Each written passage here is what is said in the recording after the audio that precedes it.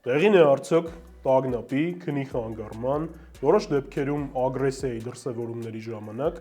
նեյրոլեպտիկ հակապսիխոտիկ դեղորայքի նշանակումը հատկապես նյարդաբանների կողմից։ Ես բժիշկ նյարդաբան Դավիթ Ալոյանն եմ, սա Նևրոլոգիկա հաղորդաշարն է Dr. Srum YouTube-յան ալիքում։ Մի մոռացեք բաժանորդագրվել մեր ալիքին նևրոլոգիկայի եւ մեր մյուս նախագծերի հետագա թողարկումները բաց չթողնելու համար։ Իսկ այսօր մենք խոսում ենք նեյրոլեպտիկների հակապսիխոտիկների մասին։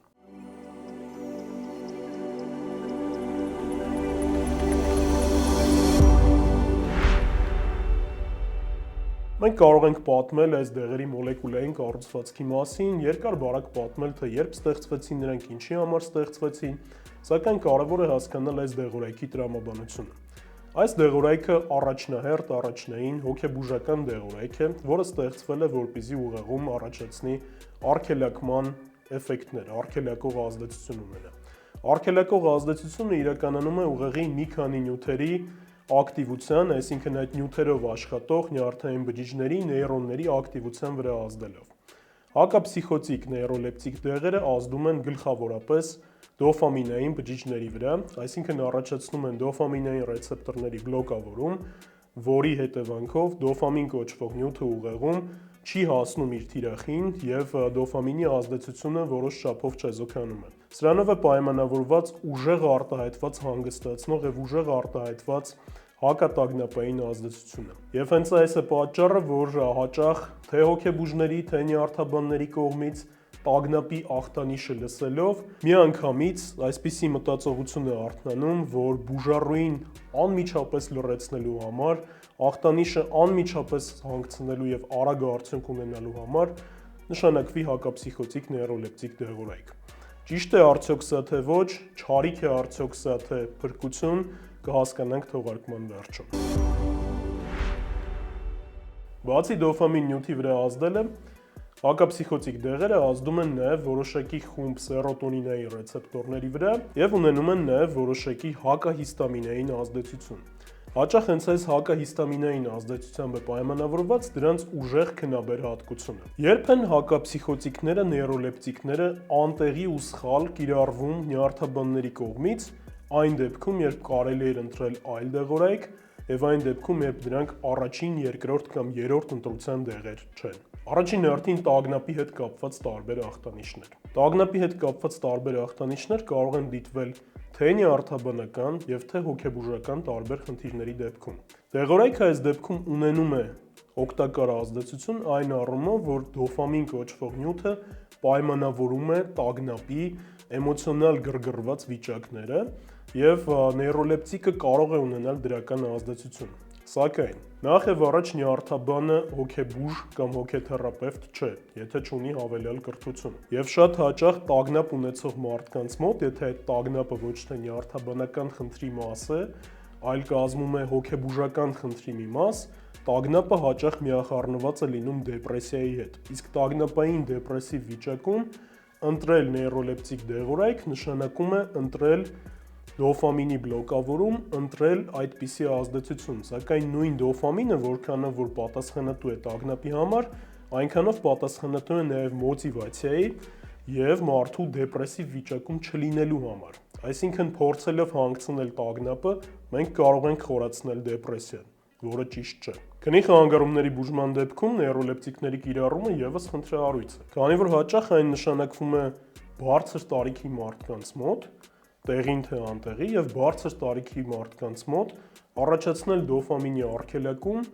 նույնն է թե դատապարտել նրանց արգելակվածության, ապաթիայի, անտարբերության վիճակի, իսկ դա քնի խանգարումը լուծելու լավագույն տարբերակը չէ։ Նախ եւ առաջ պետք է հասկանալ քնի խանգարման պատճառները եւ նոր միայն անել ճիշտ նշանակում։ Յուրաքանչյուր նշանակում պետք է ունենա տրամաբանություն։ Քանի որ խոսեցինք մեծահասակների մոտ նեյրոլեպտիկների կիրառումից, նշենք նաև, որ շատ հաճախ Պարկինսոնի հիվանդության ժամանակ, երբ առկա է լինում դոֆամինը խթանող դեղորայքի կիրառում եւ այդ դեղորայքի դեղաչափը հիվանդությամբ պայմանավորված ժամանակի ընթացքում մեծանում է, Մարդկանց մոտ հաճախ կարող են դիտվել փսիխոտիկ երևույթներ, տեսիլքներ, ագրեսիվություն, ակտիվացում։ Եվ երբեմն որոշում է կայացվում բժիշկների կողմից, որպեսզի նշանակվի հակափսիխոտիկ նեյրոլեպտիկ դեղորայք։ Ինչի կարող է սա հանգեցնել։ Սա կարող է հանգեցնել սիմպտոմների, ախտանիշների ժամանակավոր լռեցման, սակայն բլոկավորելով այն դոֆամինը, որը որ ընկած է Պարկինսոնի հիվանդության հիմքում, մենք կարող ենք հանգեցնել հենց հիվանդության շարժողական դրսևորումների խորացման եւ բերել մի արատավոր օղակ։ Երբ դեղորայքի շատ քանակի պատճառով ստիպված ենք նշանակել նեյրոլեպտիկ, նեյրոլեպտիկի նշանակման պատճառով ստիպված ենք նորից ավելացնել դեղորայքի քանակը, այնուհետև նորից ավելացնել նեյրոլեպտիկի դոզան։ Եվ այսպես մենք ունենում ենք դեղաչափերի անընդհատ բարձրացում եւ կողմնակի բազմաթիվ ազդեցություններ։ Իսկ դոֆամինի բլոկավորումը բերում է հենց էքստրապիրամիդալ արտաբրգային դրսևորումներին, որոնցից մեկը նաև հենց պարկինսոնիզմի առաջացումն է։ Նեյրոլեպտիկ հակափսիխոտիկ դեղերը հաճախ նշանակվում են նաև գլխուղեղի կաթվածի, ինսուլտի վերականգնման փուլում, երբ վերականգնման փուլում առկա է լինում մարդկանց որոշակի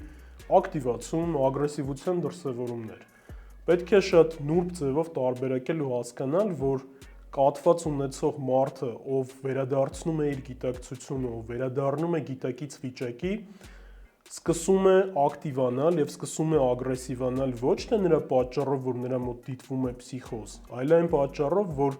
որոշակիորեն խախտված են քիմիական process-ները ուղեղում եւ կա որոշակի քիմիական հավասարակշռություն բերելու անհրաժեշտություն։ Եվ այս դեպքում նշանակել նեյրոլեպտիկ նշանակում է նախ եւ առաջ լռեցնել վերականգնման բնական process-ը, երկրորդ հերթին շատ նեյրոլեպտիկ հակափսիխոտիկ դեղեր ունեն ազդեցություն սրտի ռիթմի վրա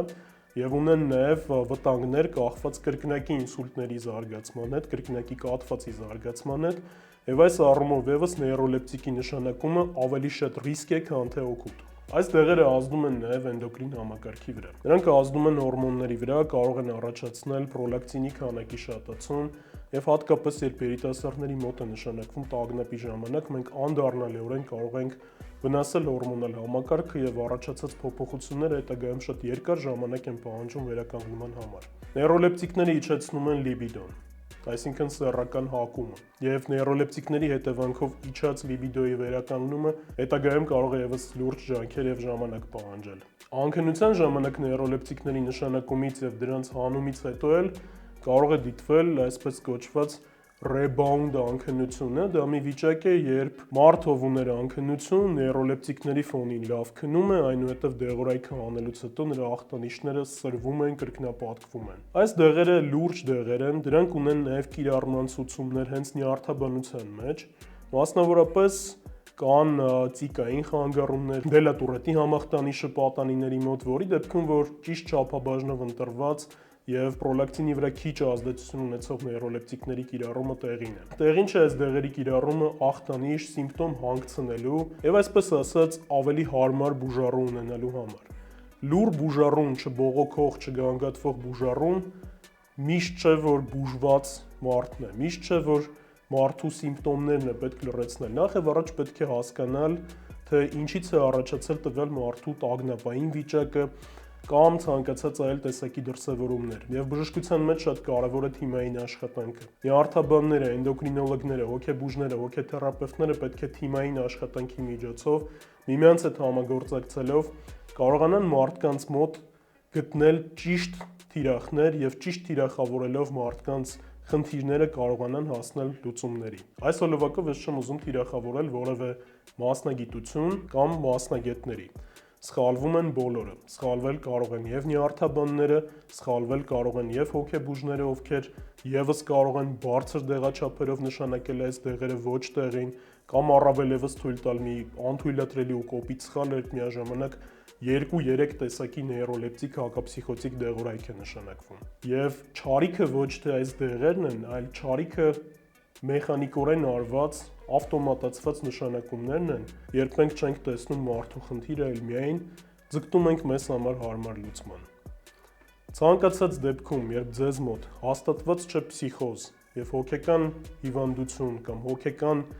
խնդիր, որը որ պահանջում է հստակ հակափսիխոտիկ նեյրոլեպտիկ դեղորայքով բուժում, եւս մեկ անգամ մտածեք արդյոք տեղին է ձեզ արված նշանակումը,